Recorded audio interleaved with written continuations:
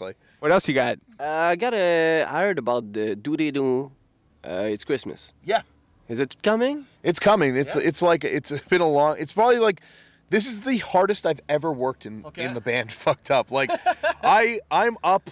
With the light also, you work hard. Yeah, like well this door thing. I meant this opening the door and closing it. No, but I'm up super late and up super early working on this thing. Like it's insane, but it's basically we're covering Do They Know It's Christmas Time and getting a lot of famous people to sing on it. And let me tell you, dealing with famous people is a huge pain in the ass because you have to deal with their managers and and all these things. And it's like it's really trying, but you know, it's for an amazing cause. It's in benefit of organizations that work to petition governments and work with the families of victims of the 500 missing and murdered Aboriginal women in Canada. Yeah. Even though it's probably more like 3,000. The 500 is the figure that the government goes with, so that's kind of the official number. But so like it's a great cause. I'm very happy that we're able to try and support these groups that of Aboriginal women working within the community to kind of raise awareness and stuff. So I'm happy we're doing this, but it has been a nightmare trying to get all these people on board. But it's going to be out by December 1st, even if I have to go to some celebrities' houses and put a gun to the head to make them finish their parts, because some people might need that because they're taking forever to do it. But yeah, like it's been a lot of fun, and Jonah recorded the music with Mike and John Drew, who produced our record the other day, and it sounds good. Like it was one thing just to have all these famous people like goofing off on a record, but this actually sounds like a good song, and I'm happy with how it turned out. Yeah, I mean, because of what the song is, sort of no matter who plays it, it sounds inextricably within like the confines of schlocky 80s pop, and so it kind of sounds insane that we're doing it, and with all these people's composite vocals over top, it's going to be outrageous. So I think that's an important thing to mention because it's coming up, and that's a step up for us too. I mean, we've been talking sort of jokingly about how we are outdoing ourselves, but we have done benefit records in the past, and they're getting bigger and bigger. Yeah, this one actually feels like we did another record where we had a bunch of celebrities come and wish people a happy Hanukkah on the record, and it just felt like a joke throwaway thing. Yeah.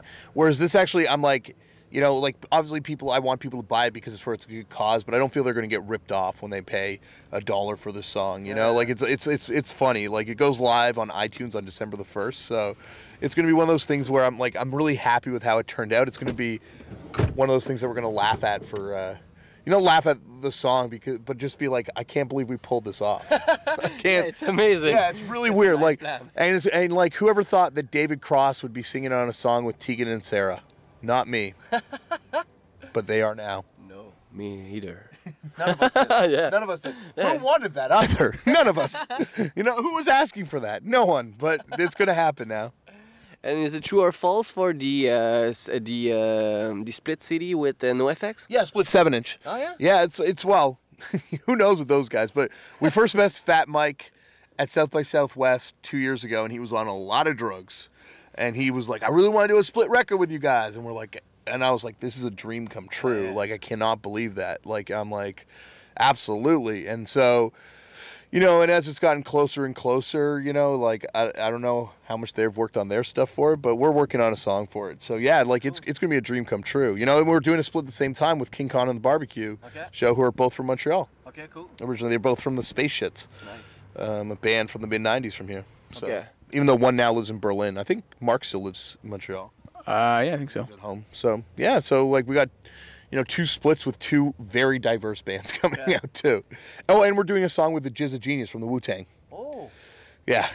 And a Norwegian shoegazer band called Serena Manish. Yeah. We're basically, until we work on the next LP, just putting out more singles that people are like, why did you do this? Our new band name is Confusion. Or Sliding Doors. Okay, so Damian, I'd like to hear you a little bit about that Fox News thing. Yeah, absolutely. I really love that T-shirt things that you like got. that? Oh, it was it's a really weird thing. Someone sent me a YouTube clip, and they're like, it was like a guy on Fox News picks Fucked Up's Chemistry of Common Life as his favorite record of the year, and I'm like, bullshit. So I click on the link, and sure enough, it's like this guy, Greg Gutfield, and he's like, I think this is the best record of the year. So I wrote just that TV show, and I'm like, hey, my name's Damian. I sing in Fucked Up. The last thing I ever wanted or thought was that some guy in Fox was my band, but thanks anyway. And he wrote back and he's like, I'd love you to come on the show. And I'm like, and he's like, I've had other people in punk in there, like, and he went through like Buzz from the Melvins, Gibby from, you know, like, and he went through all these people that I like worship. So I'm like, okay. So I agreed to do the show, and like, I was kind of like, I kind of convinced myself, because like, you know, Fox News is very right wing. Yeah. I'm like, maybe this is the cool left wing show on Fox News that likes cool music and it's really fun. Nope. Not at all. But I did the show, and I as a person, I think Greg's like a really nice guy, a really good guy that, you know, plays this sort of character on TV that is very offensive and, you know, said some terrible things about the Canadian Army. So when I went back on to the show again, I smuggled in a Canadian Support Our Troops shirt to give him on air, and, you know, he wore it, and like, you know, he really regrets saying what he did about the Canadian Army. You know, and it was so weird that I came off as pro-war. Here's this super right-wing guy that is pro-war coming off as like some anti-war activist. But, you know, I would like, you know, while I'm not a huge fan of necessarily while I don't think a lot's going to get accomplished over in Afghanistan, I do support the people that are sacrificing their lives for that mission. I don't necessarily support the decision to send them over there, but so I kind of like felt I had to give them that shirt. So, but you know, I've been on again, and it was like, I like, they keep wanting me to come back, and every time I get a little more comfortable. So God knows what I'm going to do next time. Probably pull my pants down and have my wiener on TV. What's next for Fucked Up? Except the splits and everything. We're going to start work. We're going to work on a new record. We also have a 12-inch coming out on Sub Pop called Year of the Ox that we're working on. Got a compilation coming out of Matador called Couple Tracks. It's just all a bunch of 7 inches and stuff. And then we're going to start writing a new LP. Yeah, I mean, this winter is going to be work time.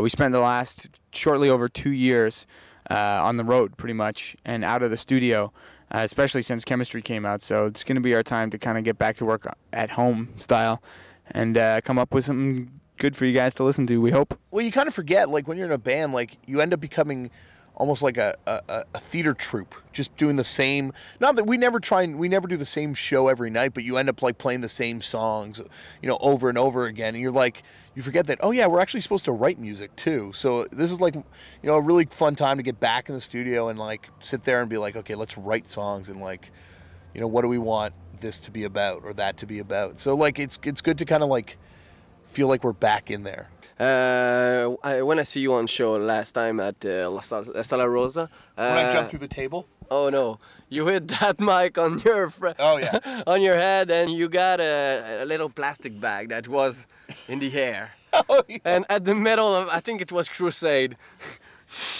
you grabbed that bag and you choke yourself with it.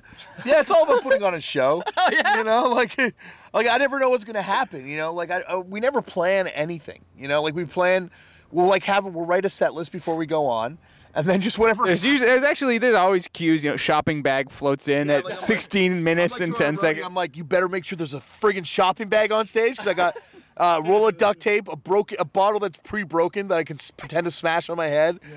One time our roadie, we played in Brighton, in England, and our roadie, as a joke, our friend Adam, who's our roadie, like I say a roadie, like some guy in our road crew, like it's one guy, his name's Adam. The only guy we can afford. The only guy. Yeah.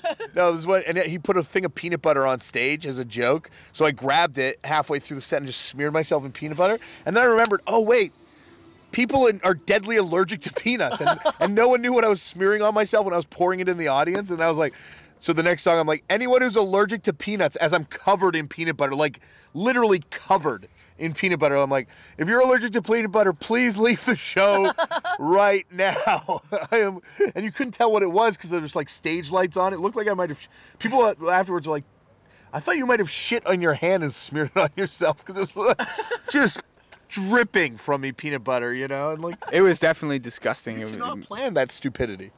Like, you just have to be born that dumb. Oh, you live rock and roll. That is a damn good closing statement. That is good. Hey, thank you very much, guys. Have a nice Thank you show. very much. Kick us. Nice to see you. Get out of our van. Yeah.